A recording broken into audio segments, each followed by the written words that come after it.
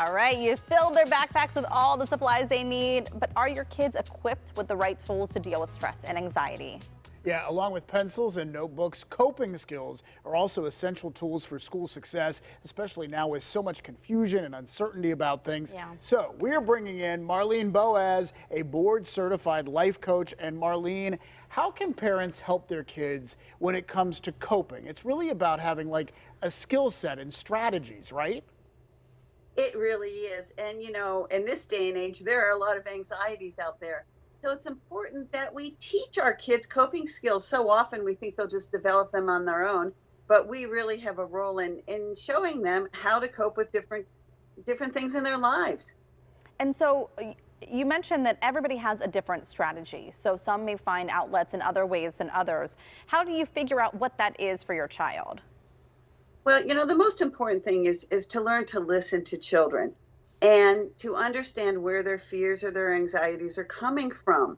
And, coping doesn't, when you develop coping skills, it doesn't mean that you're going to fix things, but it interrupts some of the anxious thinking so that you have time to respond rather than react. So often when we feel things, we just react, and it sometimes makes it worse. So we want to learn to listen to kids and hear where their fears come from and not rush to fix things right away. And in fact, that's so much of it, right? For them to know that they're being heard and you're on their side and together you'll work through this. I mean, that's sort of affirmation that they're not feeling something that is they shouldn't be feeling. You're just ready to help them. That's right. And you want to listen because you want to help them put words with their fears and to articulate it. And that's for us too. When we have a better grasp on what we're actually feeling, then we can work better to cope with it or to solve the problem. So often, we respond to emotions, and really underneath the initial emotion are much more complex ones. So helping kids find words or ways to express what they're feeling is really important. And that's where the parent comes in, or the adult, to just listen and encourage them to express themselves, and then to validate the feeling. Right. Let them know that it's okay that they feel it, and then work together to maybe find some strategies. I witnessed a conversation, and this was like a proud mom moment, but right before school started, one of my daughter's friends, I said, "Are you so excited for school?" And she said, "Well, I'm a little nervous." And then that prompted Lila to say, "I'm a little nervous too." And watching that interaction where they were so honest with their feelings about going back into school made me so proud that they were able to find that together and talk about it.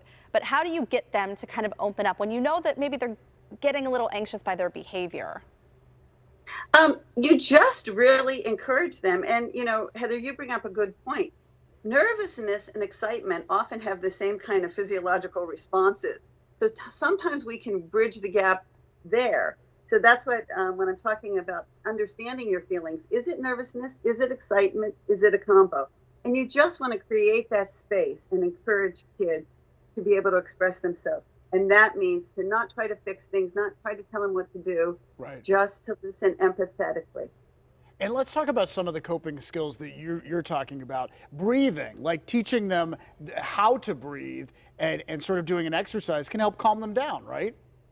Absolutely. And as soon as they recognize they're anxious, that they learn to breathe, their body is going to settle down. And with little children, you can do things like try to blow big, slow bubbles or to cool off their cocoa. And that's how you can teach them to breathe slowly, to exhale slowly. And then you can do other things to sort of interrupt that rumination of anxiety, is to close their eyes and identify sounds around them, things that they're hearing but they're not really aware of. And that sort of interrupts the anxiety. Right, makes them think about something else. Yeah. Hey, this is a great topic, a timely topic, and as always, thank you so much for talking with us, Marlene. My pleasure, as always. Good conversation to have. Absolutely. Good to see you, Marlene. Thanks.